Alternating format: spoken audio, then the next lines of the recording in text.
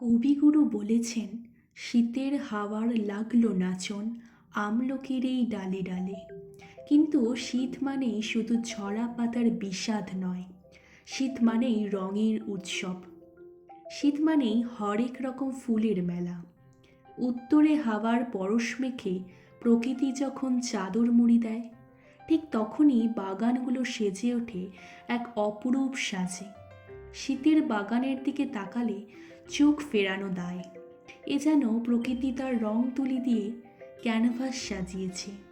গাঁদা, ডালিয়া, চন্দ্রমল্লিকা, এছাড়াও আছে পিটুনিয়া, স্যালভিয়া, যারা একরাশ হাসি নিয়ে আমাদের চারপাশটা ভরিয়ে রাখে।